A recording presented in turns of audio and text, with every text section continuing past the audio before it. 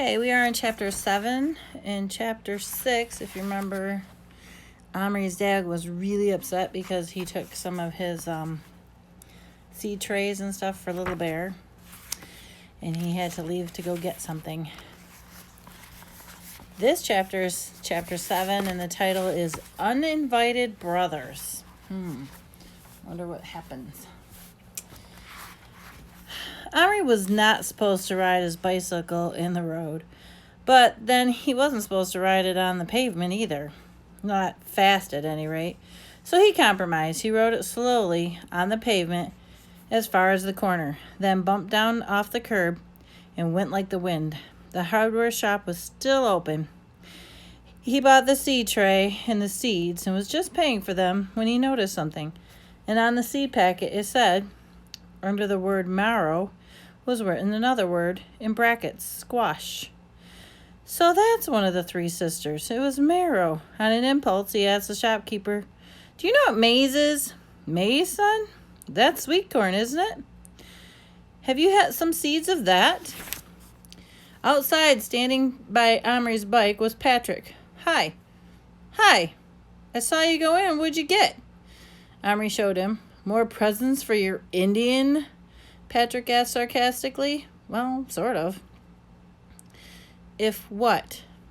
If I can keep them long enough till they grow." Patrick stared at him, and Omri stared back. "I've been to Yap," said Patrick. "I bought you something." "Yeah? What?" asked Omri hopefully. Slowly, Patrick took out his hand of his pocket and held in front of him, opening his fingers.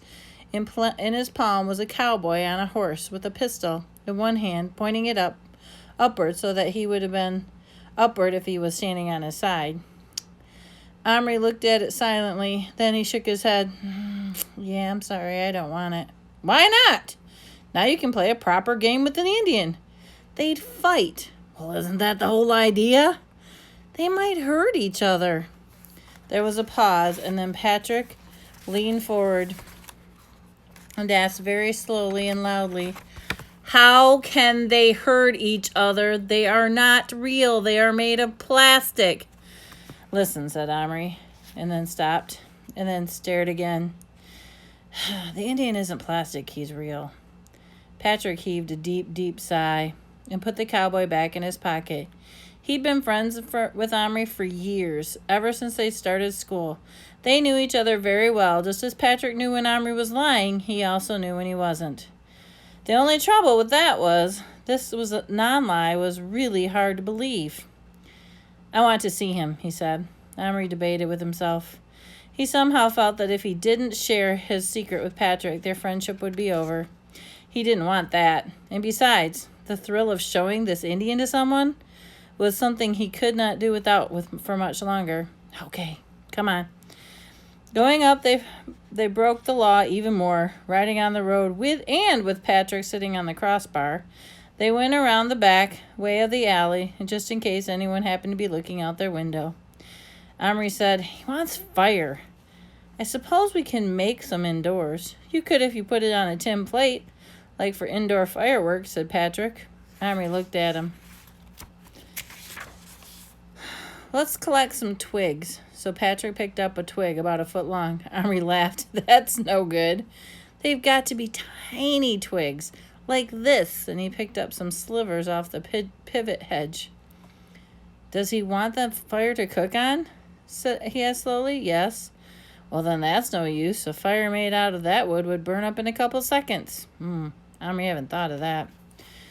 "What you need," said Patrick, "is a little bit of tar that burns for ages, and then you could put up the twigs on the top to make it look like a real campfire." "That's a brilliant idea." "I know where they've been tarring the road, too," said Patrick. "Come on, let's go." "No." "Why not?" "I don't believe in him yet, and I want to see him." "All right, but first I have to give this stuff to my dad." There was a further delay when his father at first insisted on refilling the seed tray with the compost and planting the seeds in it, and then but with Omri gave him the corn seed as a present, he said, "Well, thanks. Oh, all right. I can see that you're bursting to get away from me. You go ahead and do the planting tomorrow before school." Omri and Patrick rushed upstairs. At the top, Omri stopped cold. His bedroom door was open, and he always shut it automatically. It was wide open, and just inside, crouching side by side with their backs to him, were his brothers. They were so absolutely still that Omri knew they were watching something. He couldn't bear it. They had come in his room without his permission, and they had seen his Indian. Now they would tell everybody. His secret was a precious secret, his alone, to keep or share. Now that secret was no more. Something broke inside him, and he heard himself scream, "Get out of my room! Get out of my room!" Both boys spun around. "Shut up! You'll frighten him," said Adel at once. Gillian came up to look at the rat. He found it, and he saw this absolutely fabulous little house that you've made, and he called me in to look at it. Omri looked at the floor. The sea tray in the longhouse, now nearly finished. He had moved into the center of the room, so they had been looking at it. A quick glance all around showed no sign of the Indian or the horse, but Gillian's tame white rat was on his shoulder. "I can't get over it," said Adel, as he went on. "How on earth did you do it? Without using any glue or anything. It's all done with tiny little threads and pegs. And look, Gillian, it's all made of real twigs and bark. It's absolutely terrific," he said, with such awestruck admiration that his voice that Omri felt ashamed. "I didn't," he began, but Patrick, who'd been gaping at the longhouse in amazement, gave him a heavy nudge and nearly knocked him over. "Well, yeah," said Omri. "Well, would you mind leaving now? And take that stupid rat with you? You're not going to let him in here. This is my room, you know." "And this is my magnifying glass, you know," echoed Gillian. But he obviously was too overcome with admiration to be angry at Omri for pinching it. He was using it to examine every fine detail of the building. "I knew you were good at making things," he said, "but this is uncanny. You must have fingers like a fairy to tie those little witchy little knots. What's that?" he asked suddenly. They all heard it, a high-pitched, faint whinny coming from underneath the bed. Omri galvanized into action. At all costs, he must prevent them from finding them now. So he flung himself on his knees and pretended to grope under the bed. "It's nothing. It's only one of those little clockwork dolphin things I got from Christmas, in my stocking," he burbled. "I must have wound it up, and it started clicking.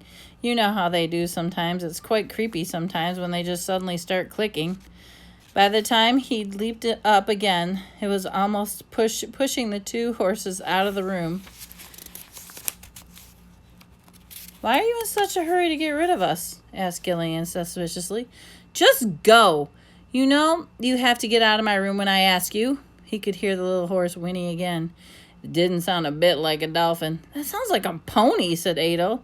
"Oh, Beard, yeah, it's a pony. It's a tiny witchy pony under my bed," said Omri mockingly. At last they went out without glancing back suspiciously several times, and Omri slammed the door on them, bolted it shut, and leaned against it with his eyes closed. "Is it a pony?" whispered Patrick agog. Omri nodded. Then he opened his eyes, lay down again, and peered under the bed. "Give me that flashlight from the chest of drawers." Patrick gave it to him, and he lay on his bedside, and he peered together in the beam of darkness. "Crumbs?" breathed Patrick reverently. It's true." The horse was standing there, seemingly alone, whinnying, when the light hit him, and he stopped and turned his head. Omri could see a pair of leggings behind him. "It's all right, little bear." "It's me," said Omri. Slowly the crestfallen feathers, then a pair of eyes appeared over the top of the horse's back. "Who others?" he asked. "My brothers." "It's okay, they didn't see you." "Little bear, coming. Take horse. Run." "Good. Come on now. You can get out. You can meet my friend Patrick." Little Bear jumped astride the horse and rode it proudly out, wearing his new cloak and his headdress. He gazed imperiously up at Patrick, who gazed back in wonder. Then he nodded to Patrick, who tried several times to say something, but his voice would not come out. It just came out as a squeak. "Omri's friend? Little Bear's friend," said Little Bear magnanimously. Patrick swallowed. His eyes seemed to be in danger of popping clear out of his head. Little Bear waited politely, but when Patrick didn't speak, he rode up to the sea tray. The brothers had brought it out from under the crate. They'd been careful, but the ramp had gotten moved, so Amory hurried up and put the ramp back up, and Little Bear rode the horse up, dismounted it, and tied its halter to the post he had driven into the compost. Then he went calmly in to work on the longhouse. Patrick licked his lips, swallowed hard twice, and croaked out, "He's real. He's a live Indian. I told you." "Well, how did it happen?" "Don't ask me. It has something to do with that cupboard. Maybe the key. It's very odd. You lock plastic people inside it and they come alive." Patrick goggled in. "You mean it's not the only time you had to do it with a toy? Any toy?" "It only works with plastic ones." An incredulous grin spread across Patrick's face. Then what are we waiting for? Let's bring the loads of them to life. Whole armies. And he sprang up to the biscuit tins and grabbed a whole armful of them. "No, wait. It's not that simple." Patrick had his hands full of soldiers and was making for the cupboard. "Why not?"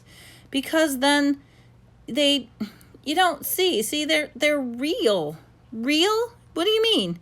"Little Bear isn't a toy. He's a real man. He really lived. Maybe he's still, I don't know. He's in the middle of his life somehow in America in the 17th something other. He's from the past," Amory struggled to explain. Patrick, with a blank look at him, said, "I don't get it." "Listen, Little Bear has told me about his life. He's fought in wars. He's scalped people. He's grown stuff to eat like marrow and stuff. He had a wife. She died. He doesn't know how he got here. He thinks it's some kind of magic. He accepts that magic. He believes in it.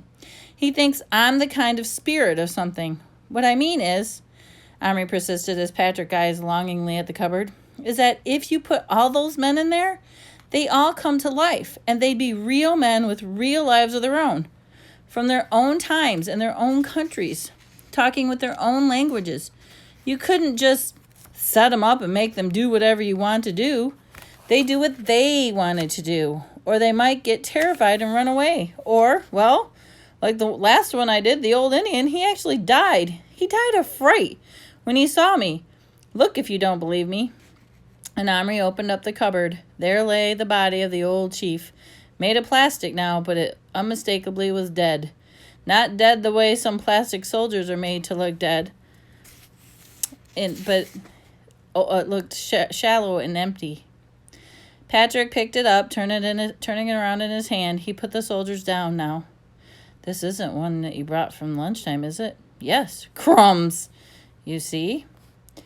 Where's his headdress?" "Little Bear took it. He says he's chief now. It made him even more bossy and more difficult than before," said Amory, using the word his mother often used when she was having an interesting time with Amory having his own way. Patrick put down the dead Indian hurriedly and wiped his hands on the back of his jeans. "Maybe this isn't as fun as I thought." Amory considered for a moment. "No," he began, "it's not fun." They stared at Little Bear. He had finished the shell of the longhouse. He was taking off his headdress. He tucked under his arm, scooped up the center of the low door at the one end. After a moment, he came through and looked for Amory. "Little Bear hungry," he said. "You get deer. Bear? Moose?" "No." He scowled. "I say you get. Why you not get?" "The shop's shut besides," said Amory, sounding rather feebly, especially in front of Patrick. "I'm not sure I like the idea of having bears shambling around my room, or having them killed. I'll give you some meat and some fire, and you can cook it, but that will have to do."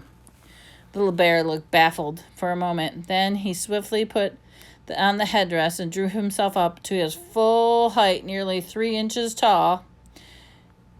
And he folded his arms and he just glared at Amory. "Little Bear chief now. Chief hunt. Kills own meat. Not take meat others kill. If not hunt, lose skill with bow for today. You give meat. Tomorrow, go shop, get bear, plastic, and make real. I hunt. Not here," he had added, looking scornfully in the distant ceiling. "Out. Under sky. Now get fire." Patrick, who had been crouching, stood up. He, too, seemed to be under Little Bear's spell. "I'll run and go get the tar," he said. No, wait a minute, said Omri. I've got another idea. He ran downstairs. Fortunately, the living room was empty, and he had the coal scuttle beside the fireplace was a pocket of firelighters. He broke off a fairly large bit of one of them and wrapped it in a scrap of newspaper. Then he went to the kitchen to talk to his mother. She was standing by the sink peeling apples. Omri hesitated and went into the refrigerator. Don't eat now, Omri. It's nearly supper time. Just a tiny bit, he said. There was this lovely chunk of raw meat on a plate. Omri sniffed his fingers, wiped them back on the sweater to get the stink off the firelighter off them, and then he took a big carving knife from the drawer, and with the anxious glance, looked back at his mother, began to sawing the corner of the meat off. Luckily, it was a steak, and would cut easily. Even so, he nearly had the whole plate on the shelf onto the floor before he got this corner off. His mother swung around just as he closed the refrigerator. A tiny bit of what? She asked. She often reacted things late. Nothing, he said, hiding the raw meat in his hand. Mom, can I borrow a tin plate? I haven't got such a thing. Yes, you have. The one you bought for Adel when we went camping. That's in Adel's room somewhere. I haven't got it. A tiny bit of what? But Omri was already on his way upstairs. Adel was in his room, as he would be, doing his homework. What do you want? He asked the second Omri crept in. The plate, the camping one. Oh, that, said Adel, going back to his French. Well, can I have it? Yeah, I suppose. It's over there somewhere. Omri found it eventually in an old knapsack covered with disgusting bits of dried baked beans, as hard as cement. So he hurried across to his own room. Wherever he'd been away from it even a minute, he felt as though his heart was beating in panic as he opened the door to fear what he might find or not find, and the burden of the constant worry was beginning to wear on him. But all was as he had left it this time. Patrick was crouching near the sea tray. Little Bear was directing him to take the tops off of several jars of poster paint and telling him that he fashioned was almost too small to see. It's a paintbrush, whispered Patrick. He cut off a bit of his own hair, and he's tying it to this tiny little scrap of wood he found. It's about the size of a splinter. Pour a little bit of paint in the lid so he can reach in and dip, said Omri. Meanwhile, while he was scraping the dry beans off the plate with his nails, he took a fragment of the firelighter and put out some twigs out of his pocket and arranged them in the center of the plate. He washed a bit of the meat in the bedside water glass, and then he had a wonderful idea for a spit to cook it on. From the flat box he took his first erector set, had once been neatly laid out, which was now in chaos. He took a rod and bent it, and then he made a handle shape. He pushed it through the meat. Then from the small bits of the set, he quickly made a sort of stand for it to rest on, with legs on each side of the fire, so that it made the meat could hung over the middle of it. Let's light it now, said Patrick, who was getting very excited. Little Bear, come see your fire, said Omri. Little Bear looking up from the paints, and then ran down the ramp across the carpet and vaulted onto the edge of the plate. Omri struck match and lit the fire, which flared up at once with a blush of blue flame, engulfing the twigs and the meat at once. The twigs gave off a gratifying crackle when they lasted, but the firelighter gave off a very ungratifying stench, which made Little Bear wrinkle up his nose. Stink, he cried. Spoil meat. No, it won't, Omri said. Turn the handle of the spit, Little Bear. Evidently, he wasn't much into using spits, but as soon as he got the hang of it, the chunk of meat turned and started in the flame, and soon he lost its raw red look and began to look gray and brown and good and juicy. The smell of roast beef began to compete with the spirituous reek of the firelighter. Said Little Bear appreciatively, turning it till the sweat ran off his face. Meat! He had now thrown off his chest cloak, and his chest shone red. Patrick couldn't take his eyes off him. Please, Omri, he whispered, could I have one? Could I just have one? A soldier? Anything I liked? And make him come to life in your cupboard? What do you think? Do you think he's going to let him?